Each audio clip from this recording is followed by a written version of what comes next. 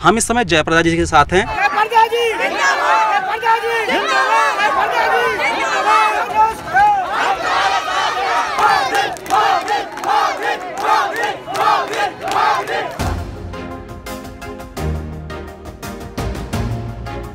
बड़ा टफ जिस तरह से हम देख रहे हैं, पूरा आपका कैंपेनिंग बहुत टफ लग रहा है इस बार का चुनाव।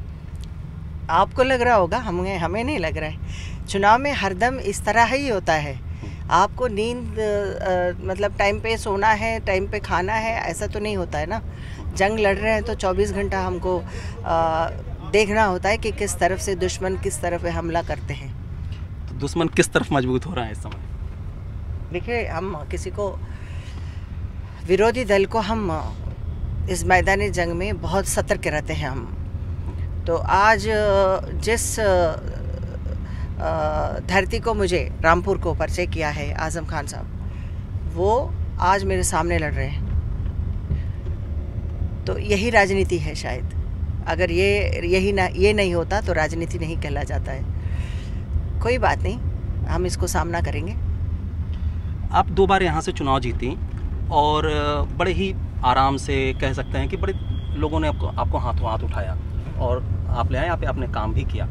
इस बार के चुनाव में कहा जा रहा है कि जैसा आपने खुद कहा कि आजम खान आपके सामने है और वही आपको यहाँ पे ले आए थे, तो क्या ये एक बड़ी चुनौती नहीं हो रही आपके? ऐसा नहीं है।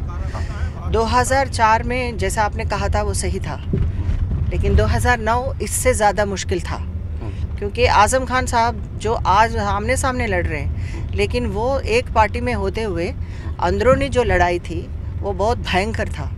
तो आज कम से कम मुझे पता है कि मेरे विरोधी दल से आजम खान लड़ रहा है और मोदी जी को रोकने के लिए ये सब काम हो रहा है। लेकिन बात यह है कि 2009 में इससे ज़्यादा अत्याचार हमारे ऊपर हुआ है। तो उस अत्याचार के खिलाफ आज मैं न्याय मांग रही हूँ। आज मैं उस अत्याचार को रोकने के लिए इस लड़ाई हो रही है। किस तरह का अत्याचार?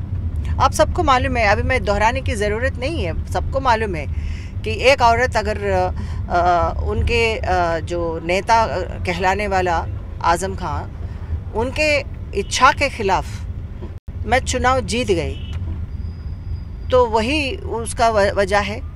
तो उन्होंने एक औरत के लिए क्या क्या टिप्पणी नहीं किया है, क्या क्या अभद्र शब्द नहीं कहा है और किस तरह का हमले नहीं किया है, ये जनता के सामने है सब कुछ। अभी भी कहाँ छोड़ रहे हैं? अभी भी नहीं छोड़ा। अब तो नहीं बोल रहे हैं, लेकिन नामांकन करने से पहले बोल ही जा रहे। वो नहीं बोले तो अभी तो उनका प्लान बढ़ गया। उनका प्लान अलग हो गया कि दूसरों से बुलवा रहे, दूसरों से गाली दिलवा रहे। तो अब वो कुछ नहीं कह रहे, लेकिन बाकी लोगों को तो उन्होंने कहाँ छोड़ रहे? कोई किसी को नहीं छोड़ रहे। प्रधानमंत्री को नहीं छोड़ रहे था वो।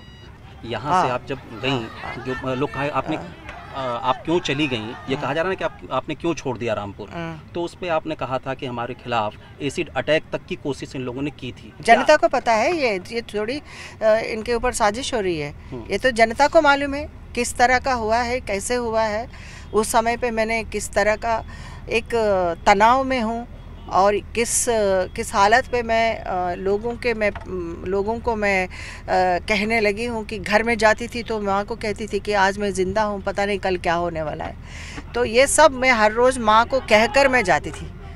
तो माँ के आशीर्वाद, जनता के आशीर्वाद से मैं चुनाव लड़कर जीत कर आई। ये बर्दाश्त ही नहीं हो रहा था। बात इसलिए, दोनों चीज़ें बड़ी अलग अलग थी। समाजवादी पार्टी और BJP, north pole south pole type का, एकदम अलग अलग दोनों चीज़ें हैं। आप समाजवादी पार्टी से अब इसमें बीजेपी में हैं, तो यहाँ सेट होने में, और देखिए, समाजवादी पार्टी से ज़्यादा अब बीजेपी पार्टी में जो विचारधाराओं की पार्टी है और यहाँ पे महिलाओं का सम्मान की पार्टी है, महिलाओं के रक्षा की पार्टी है। तो आदरणीय मोदी जी हमेशा महिलाओं के लिए उत्थान की बात ही हुई है और मैं एहसास कर रही हूँ कि आज मैं सुरक्षित हूँ। तो बहुत अंतर है मेरे लिए।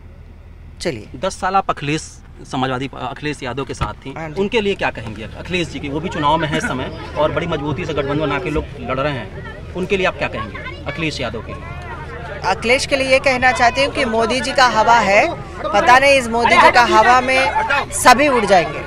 बहुत बहुत धन्यवाद आपको।